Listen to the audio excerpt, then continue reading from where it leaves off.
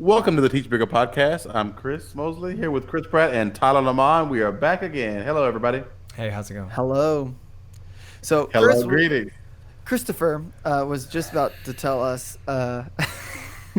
He was about to tell us a huge concern. He has a concern. What's your concern? Okay, so here's my concern. Hold on, everybody. Here's my concern. That right now teachers are doing virtual online instruction because they have to. We don't have any choice. I mean, the situation, okay? And I just stop and think, if we were not in this situation, this online learning situation, what percentage of the teachers right now would actually be doing any sort of blended learning at all in their classroom, where they utilize online resources, they utilize things like, Zoom conferences, Google Hangouts, some sort of interaction technology-wise, where they're personalizing instruction and they're using technology as either the foundation of their classroom or an extreme supplement to what they're teaching. How many of those are there? What do you think the percentage is? This is just your opinion. I mean, we don't know. We don't have statistics. How many would use it? How many would have been using it either way if we weren't Probably in this- less than 10%. Yeah, I would say somewhere around like three. And I would probably be in that 10%. Yeah, I would. that Probably. would be using it or not? Wouldn't. Right. Yeah. Okay. So we have two teachers right now with us that just admitted that if we weren't in this situation, they would not be using this technology this way. Not at this level. Right. And, Yeah. okay, so that's fine. But here's where my concern is. Okay, let me ask you this. If tomorrow we could go back to school, Mm-hmm. and the pandemic didn't exist and it's just time to go back, here we go, would you continue using this as a large part of what you do? I would not use it as a large part, because right now the large part is so we can have interaction with them. If that goes away, then like our Zoom calls and things like that, I wouldn't have to use that, but I still would use other type of things, like our flip grids that we've been using. I've already used some things on Google, like to send the kids out surveys and responses and stuff like that. I would probably still use that to a certain level. But I would probably use like this. We could use it for different things, but it wouldn't be used as much the day to day, Mm-hmm. Do you want to say anything, Tyler? Yeah, I'm with Mosley. Like a lot of it is to maintain the interaction. I I mean, I might supplement like a Zoom call or a Google Meet or something like that. Like if a kid couldn't make a sectional or something like that, and they needed to make up an after school activity or something, like I might do that, or have them do a like a video or something like that to make up for the missed practice or something like that, and Mm. because I think that would be a good way to utilize it, and I might utilize.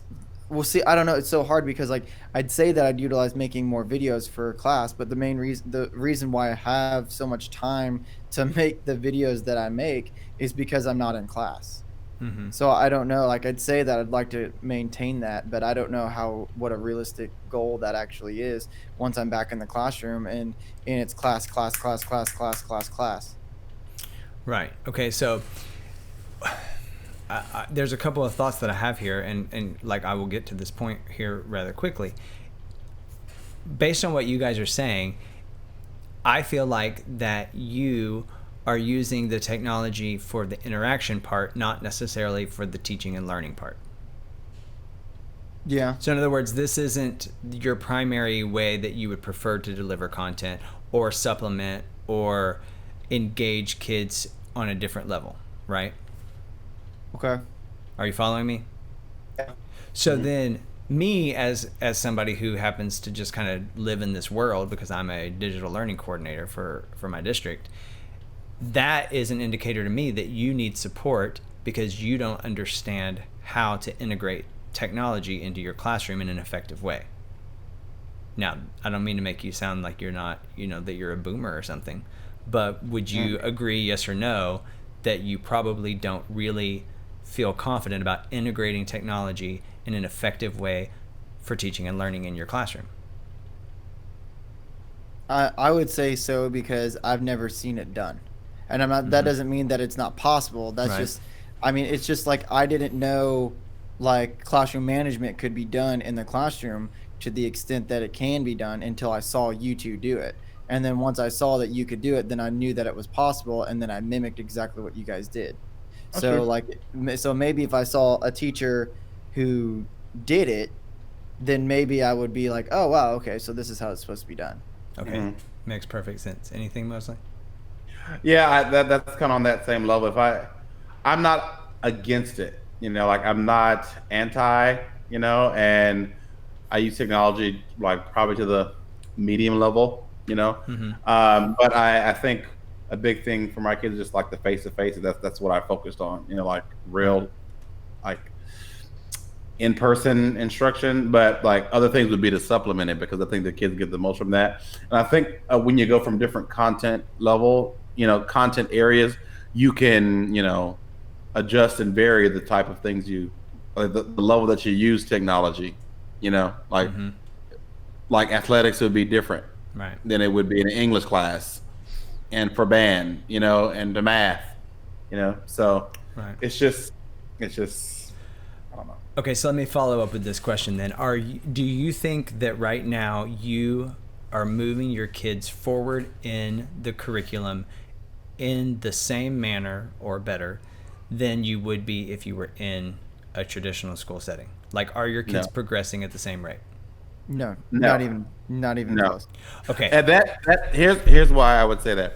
That has more to do with the amount of time that we have with them, Mm-hmm. um, and just the level of rigor that I'm able to provide. I guess like in the real classroom setting, um, and I think I teach some of the highest kids in the school, uh, and it's just you just have a short amount of time.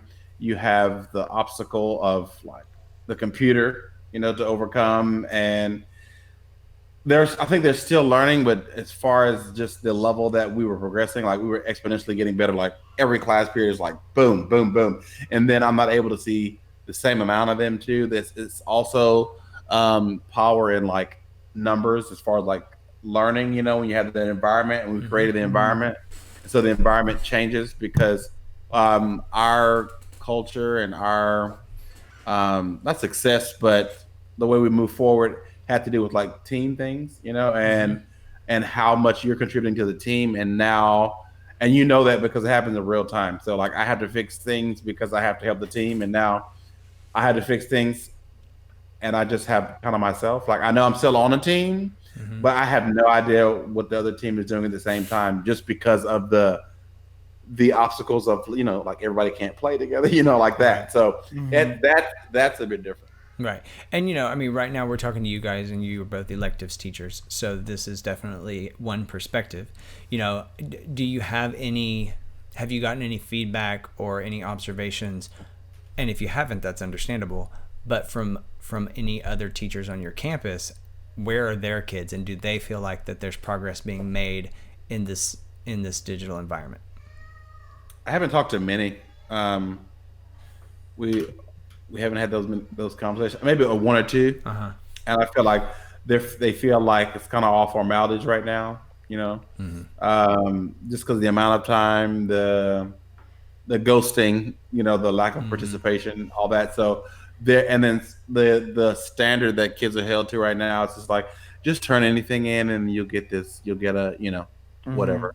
And I kind of felt like we were doing that already. So Right. uh, the standard's been lowered. There's been, especially in these times, I understand that, but uh, they're like the expectation for them is lower, and teachers have less time to do it because of the schedule that we're allowed, Mm-hmm.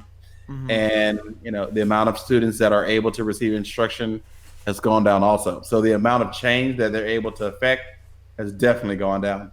So the one or two teachers I've talked to, they felt they're not really teaching to their ability. Yeah, we have a meeting in my district every morning. Like we just kind of there's like we're separated in groups or whatever, and a lot of the teachers are more excited at the fact that kids showed up or turned in or at least attempted a paper or something compared to where teachers used to be excited that they felt like kids were learning. So it's like shifted where teachers aren't excited like, oh, they learned. I could tell like they had that teacher moment, you know. They're more having a moment of like, oh, good, they just got on, Mm-hmm. you know. And I wonder, and we talked a little bit about it in earlier episodes about the maturity aspect of like doing online learning where like it comes a lot from the kid, it comes a lot from the student, and if Mm-hmm. the student isn't pushing forward from that internal motivation, then they're not going to gain a lot of things. And I think a lot of people out there who've done online courses or like online degrees and things like that, they can definitely, I think they would agree with that. Okay, Would so you agree with that? are you asking me? Yeah, because you did That you online. get Yeah, an online degree. yeah. No, I mean, it's very much you have to have ownership over it. I mean, it's very self-paced, you're self-driven, and I mean, it's kind of like a college class. If you don't go, you deal with it. If you don't do your part, and you're paying for it. So, okay, Mm-hmm. because here's what I think we need to start to think about, and our audience needs to start to really consider is this: that Texas, for example, and I know we have people that listen all over the U.S. Okay, but Texas has recently, and Texas is one of the biggest education states in the U.S. It really drives a lot of what people do around the nation. And Texas has recently come out and said that school districts should begin considering adopting a different calendar for next year that is like, and they paint several different scenarios, like you should consider having maybe only 20% of your campus, of your student body there at a time. You should consider what it would look like to have kind of like rolling shutdowns to where you go to school for a certain period of time and then you stay home for a certain period of time. And they've also suggested that you go to a year-round school schedule. Mm. Now, these are major, major shifts in what we do. And if you think about it right now, and my whole point of bringing up the whole technology thing was this: I get the impression, and again, this is my opinion, so maybe you don't see this where you are. And if not, that's great. But here's my impression: that there's a whole lot of teachers that are just kind of hanging in there until this disappears, until this goes away. And they don't like doing things online. And right now they're meeting expectations, but they're not thriving in this environment, and they're not figuring out, how do I take this to the next level and make it effective? And my concern, and really truly what I've been thinking about a lot lately just in my district, is this: what will happen if and when we are told you are not going back to school in August or September? And then this is the only way to deliver content. This is the only way. And even if they say to us, well, you're going to go back and you're going to go back for 2 weeks and then you have to be home for 4 weeks, or whatever the case may be, if we have teachers that aren't buying into using technology and doing virtual learning, we're going to hit some major roadblocks and have some major tension. So how do we get buy-in? How do we? Well, Because like I mean I'm bought in because like I mean you really just kind of showed it to me that like I'm bought into the fact of using technology, but I'm only bought into using technology to this level in this circumstance, not to when we go back. exactly. And that is So my point. Like, we have a whole lot of people that are riding this wave until it hits shore on May 29th or whenever your last day of school is. And then I think we're going to have people that be like, glad that's over. Can't wait for school to start again next year, and I'm going to do ABC. Mm-hmm. But like, if we don't face this reality, and for teachers right now, if they don't know how to be effective in an online classroom, you're not going to figure that out in a week over the summer because you took an online module training that talked about it. You're not going to figure it Yeah. out because you listened to some podcast and they gave you ideas. Ideas are good, but you've got to practice them and use them. Mm-hmm. Right? Do you see where I'm trying to go with this? Yeah, I do feel that. Well, here's how I'm thinking right now. I'm kind of like what Tyler said. I'm using this to this extent right now, but I'm also like grasping with the reality of it possibly starting this way, whatever. So I'm in my mind, I'm getting things I've done so far and like saying, okay, what can I improve on and how we're going to be able to take this thing to the next level. And right now, I'm really just trying to get to the shore, Mm-hmm. like you said, Hmm. just because this was unexpected and it hit us by surprise. So Right. right now, we've done the best that we can do to get the kids through the end of the Mm-hmm. year, get our seniors graduated, and blah blah blah. But I am also thinking about when we start school, here are the things we need to put in place to be able to be as successful as possible for the time, being. So I don't know if there's people who are feeling like me. Like I am thinking, I always think, what if, like, the Mm-hmm. worst Hmm. possible scenario. So I am just trying to get to the end of the year, just because, I'm ready for this part to be over, but I am prepared to like reevaluate and see things that we can do, and things that we can put in place to maximize what we can get from the kids this in this medium. Does that make Right. sense? Well, and, Yeah. and I mean, like, somebody was sharing with me the other day, and they didn't tell me an article or whatever, so I would really like to find this information so that I can really share it.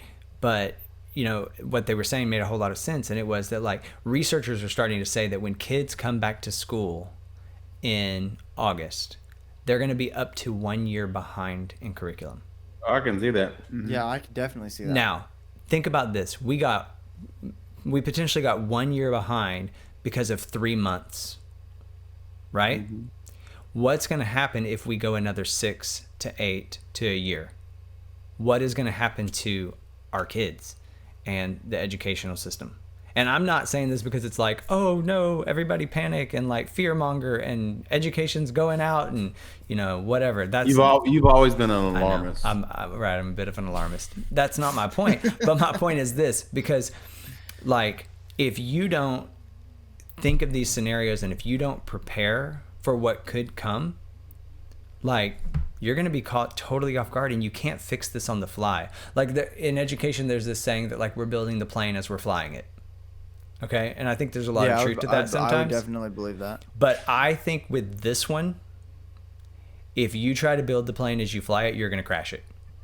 I don't think you can pick up from this because it is literally culture shaping. So what's happening right now is like, okay, the plane took off in August. Mm-hmm. We were flying pretty good. We took a break, in December. We got the plane back up off the air, Yeah. and back in the air in January. And then what happens is we're in the air, right, around March, and then all of the computer systems shut down, and they're like, okay, I need you to land the plane, and all of the electronic things have been, we have no way, we can't tell how fast we're going, what's the altitude or whatever. Right. And they're like, I want you to land, and we took all the parachutes and threw them out. Right. Right. I want you to land the plane, and you have all these people on board, land it by the end of the year. And right now we're like, okay, everybody lean this way. Everybody lean this way. And then the pilot's like, okay, we need to like lose altitude. Okay, we're gonna open up the windows. Okay, and everybody's like, Right. and then Yeah. it's like, okay, what do we do? Open up this window, and everyone's kind of just, the pilots are kind of like the admin, and they're kind of just, getting information and trying to, maneuver the people in the plane, which is like the teachers and the kids. Mm-hmm. Hmm. That's kind of what's happening. So Mm-hmm. I guess the more we work together, the more we can get the plane to, Right. even out. And then when we land, we definitely gonna have to work together. Otherwise, it could be, Yeah. But then the That's scary part is kind of how. you landed on a deserted island, and the only way to get home is to get the plane back up in the air again. But you still don't have you don't still. Well, we're gonna see you the gotta thing is go we'll again. have time to work on the plane. Yeah. You'll have time while everybody's on summer break. You'll have time Yeah. because I know. Oh, yeah. Look, let's talk about it. See, I think that's another thing too is that if we go to virtual learning again in August, then we're a seasoned teacher would be able to come back into the school year with 2-3 days, maybe a week or whatever, however long that you have your trainings and whatever, and they'll be able to get their room set up, get their bulletin board, God forbid, all set up, and then like have their lesson plans ready, and like they'll be ready for the first 2, 3, maybe 4 weeks of school. but that's because they've been doing it forever. Right. Like they're like they've spent the years to do all the prep work. So like how much prep work, like what how much prep work do we got to do, and what kind of prep work is it going to be, and what's it going to look like, and what should I be doing as a teacher, a second year teacher going into my third year? What should I be doing in terms of getting prepared for August? Okay, well, to answer that, I'm going to start by saying this. Remember after you finish your first year and everyone pats you on the back and they're like, it's over. Your first year's in the bag. Like, you never have to experience that again. It's only uphill from here. Oh yeah, I was really happy about that. Guess what? What? Every teacher in America, if we do this, is going back to your first year. Because Ooh, I quit. right? Because like think about it. It's a completely different system. It's not the same system. And the things that you did in the old system, some of them may transfer. There's no guarantee, but all of them won't transfer. Like going from a junior college to a university. Only some of the classes will make it. Exactly. Mm-hmm. So, I mean, what do you do? Okay, well, I think step one, what do you do is this. I think you face the reality that you have to start planning for this and you have to start practicing for this. If you sit back and go, well, I'll just wait and see what they say. I'll wait and see what my district says. I'll wait and see what Trump says. I'll wait and see what the commissioner of education for my state says. If you wait on them, it's kind of like school budget. You won't have anything. Like you have to get a plan ahead of time. And then guess what? If you plan to go back 100% virtually and you're like, I got this figured out, I know what I'm going to do, and we'll see what happens. And then they're like, hey, we're all going back to school. There's no such thing as COVID-19. Then guess what? You know what to do when you go back to school. So you're fine. And then worst case scenario, you actually use some of this planning to incorporate it into your classroom to keep kids engaged in technology. So you haven't lost anything, but you will lose something if you sit and fold your arms and say, I'm not doing anything until they tell me what to do. Okay. Because let me tell you something. Your administrators right now, they are in a really tough situation because we've never done this before. And we do not have all the answers. And it's not to say we're not going to try to come up with a plan, but you We didn't can't have be all the answers before. right. We used to have all the answers, but we do not anymore. And you can't be that teacher, the one that sits back and says, I'm not doing this and they tell me I have to. Like, it's not about you. It's not about your job. It's not about what makes you comfortable. It is about the kids and the kids getting what they need. And the kids aren't going to get what they need if you come back juggling balls going, I don't know what's happening. They didn't tell me what to do. Mm-hmm. Well, then it's your kids that are suffering. It's not the system. Yeah, that reminds me of those two questions. And Mosley, you helped me realize this, is that there's two questions to when it comes to like being a part of a team. And there's negative and positive. And the positive question is, I see that you're trying to do something, and how can I help? And then, like, it doesn't matter what kind of negativity you get hit with. Like, that's the attitude you need to always have. Is like, I see you're trying to do something. How can I help? And the negative comment in the negative, like, polar opposite of that is, if I don't do this, what will happen? Kind of thing. And I got that second question from you, and I think that they're polar opposites. And that's exactly what you're talking about, Pratt, is that if you're that teacher that's sitting there who's waiting, and I'm not going to do anything until I'm told or whatever, that's the wrong attitude to have. Probably a bad teacher. Probably a bad teacher anyway. Yeah. I mean, because I mean, sometimes you have those happening whenever your school's in. Like you don't know what to do. The teachers that are the best teachers in my mind are the ones who have the ownership, who are like the go-getters and are always thinking about what next, and then you're able to adapt.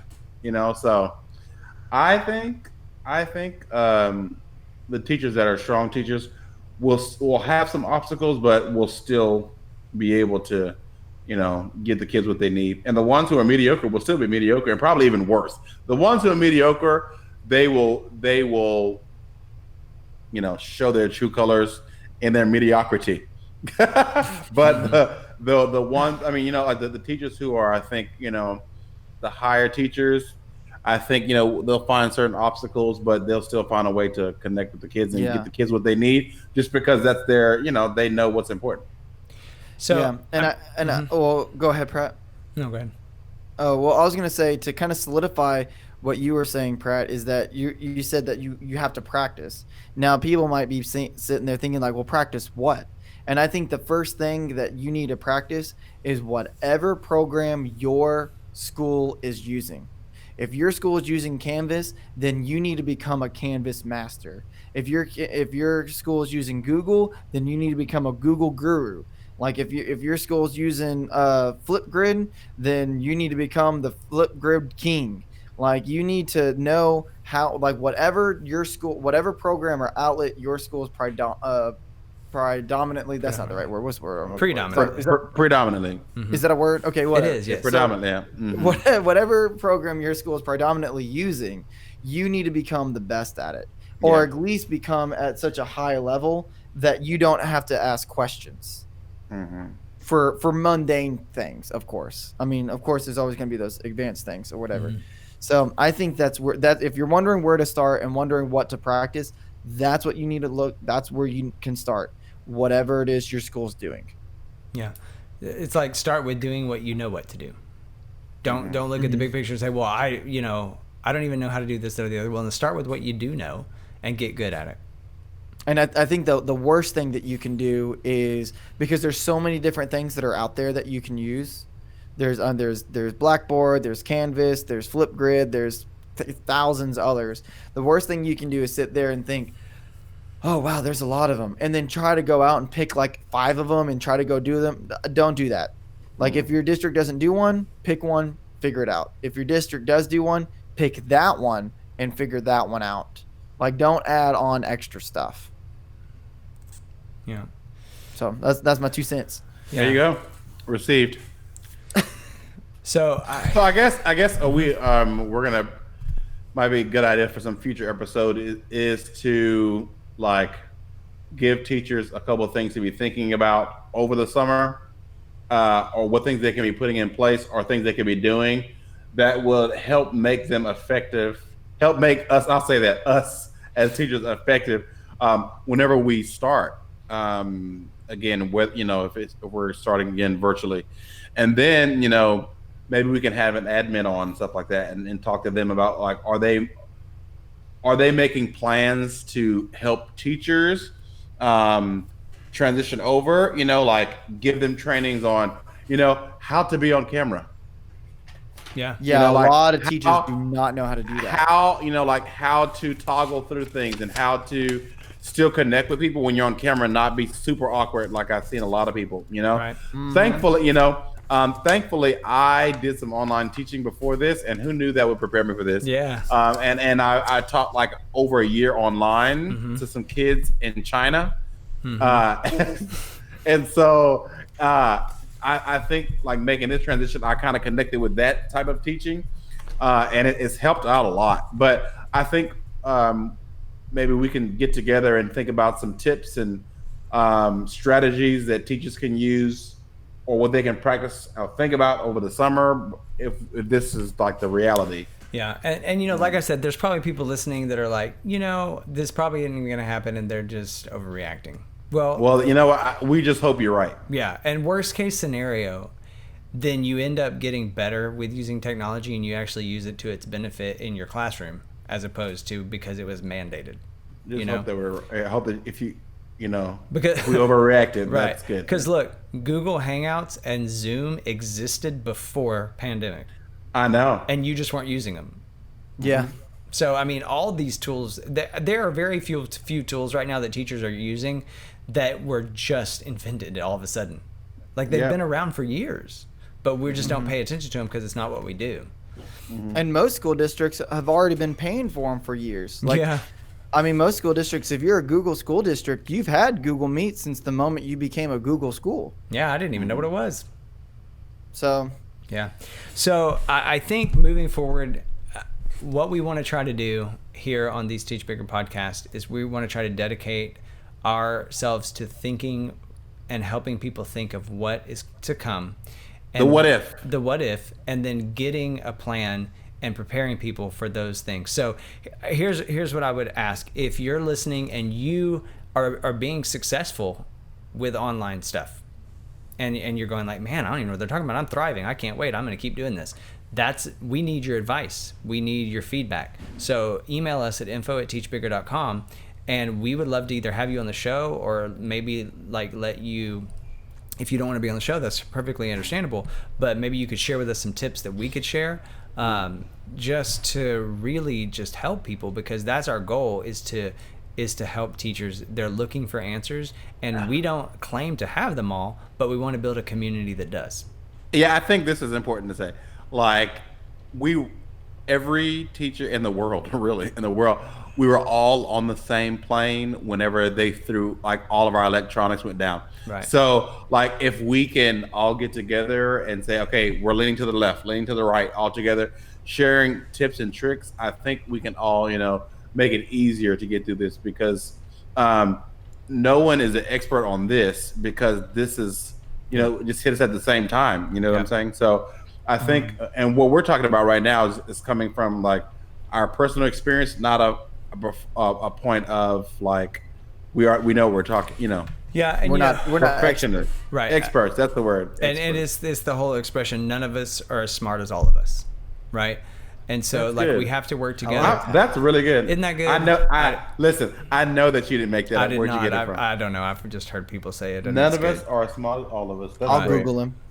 I'm sure I somebody like that. really smart said that. But so I think for a while on the podcast we were discussing, and we were kind of trying to find a general direction for this season. Like, do we discuss the pandemic or not? Are people tired of hearing about it? Or is it gloom and doom? Do people just want to hear about different things? And we've kind of bounced back and forth with some different ideas, and hopefully you've gotten some ideas, or at least found some things entertaining. If you haven't listened to any of our other episodes, then check them out. And, if anything, maybe they're for a laugh. But, we want to keep ourselves lighthearted. We want to bring the humor into the things that we do. But, we are facing some times that need answers, and we want to help build a community of people who know the answers, who can figure things out, and we can work together. And so I think moving forward, this is kind of a milestone in our season 2 episodes, because I think we're starting to feel the gravity of what people really need, and it's people aren't afraid to talk about it. So we need to push forward and say, like, this is really an issue, and we're not going to ignore it. Mm-hmm. But at the same time, we don't want to be unbalanced and just talk about all the negative and complain, because the point's not to complain. The point is to find answers and move forward. Mm-hmm. Yeah. And if we don't be proactive, if we don't get this community together and we're not proactive, then we're just going to be reactive. And this feeling that we feel like the water's like right at our nose, and we're like doing everything we can just to stay afloat and breathe, that's exactly what we're going to feel again in August. And we have the opportunity to use what we've learned already to better progress later on. Mm-hmm. So like let's try to, like, because when COVID is completely gone and it's totally blown over, education will be reborn, and it will look completely 100% different. We can't wait for that day, let me tell you. So like the point is like, are you going to be one of those people who when it's all over, are you going to be the ones who's going to say there like, well, I just sat there and I did what they told me to do and it just happened the way it is? Or are you going to be on the forefront of trying to figure out and find the solutions? Yeah. Like, be a part of this Teach Bigger podcast, or the community. Help us find solutions. And here's the thing. You got into education because you wanted to make a change. You wanted to make a difference, and you wanted to help people. That was the whole reason you got in education. It wasn't because I got in for the money. Right. I did it for the summers. Right. It wasn't. That too. Let's not forget the summers. The summers might have been a perk. Which they want to take away from us, so we're all getting it. We're all jumping this ship. Right. Exactly. So I'm gonna be a lumberjack. So here's what's crazy is you look like a lumberjack. Educators right now, no matter if it's your first year, if you're student teaching, if you're still in college and you're trying to get prepared to graduate and become a teacher, or if you've been doing this for 40 years and you're about done, you have the opportunity to literally redefine education in this moment. And it's the card that was handed to us, and we actually can make a difference. And years from now, whatever this education system becomes, it's going to be because of what people did or didn't do in 2020 through 2022. So you finally get to do it. You get to be effective. You get to make a difference more than anyone maybe that's ever been before you. I mean, the Industrial Revolution is what defined education as we know it. And now that factory mentality and that age where there's the boss and there's the worker, and the boss gets the money and the worker does the work, like those times are changing. Like you can be on YouTube and you can make millions of dollars, right? That didn't exist years ago. And what made that change was technology. So technology is destined to change education. And right now we're getting thrown in the middle of it. So I want you to start thinking about, what is your role in this metamorphosis of education? What is your role? What is your impact going to be? What's going to be your story? Are they going to be able to look back and you're going to say, well, I was a teacher at that time and we didn't know what was going on. It was terrible. Or are you going to look back and are you going to say, like, I jumped in, I gave it everything I got, and as a result, my school district did this, my state did this. I'm not saying you have to become a political activist. None of us are. That's not what we're interested in. We're interested in making changes. And so people follow what you do, not what you say. So when you start making changes and you start doing things that are effective and that make a difference, people are going to jump on board with that. So we want to help you do that. Yeah, the small changes you make in your classroom go a long way. So here's what you're going to do. You're going to like us, you're going to subscribe, and you're going to hit the bell button, so that way you can keep up to date with all the crazy that's going on. And we'll try to be relevant, and we'll try to talk about the issues that you want to know. And look, if there's something specific you think that we need to discuss, shoot us an email. We're open. Right. info@teachbigger.com. You can leave a comment in the comments section. We check those. So whatever you need to do to communicate to us, we're going to try to make it happen. Yep. Okay. Any other thoughts? Let's do it. Let's do it together. Come on. And let's not just do it. Let's do it bigger. That's right. Yes. Hey, let's teach bigger, right? Yeah. Yeah. We don't want to call All it right. teach better because it makes it sound like you're not very good at what you do. Right. So we went with teach bigger. It's good. Mm-hmm. I like it. Yeah. You're doing big things. If you're in Big education, thing. you're doing big things. Big things. Mm-hmm. Yeah. Okay. All right. Okay. That's it. Have a good one. Thank you.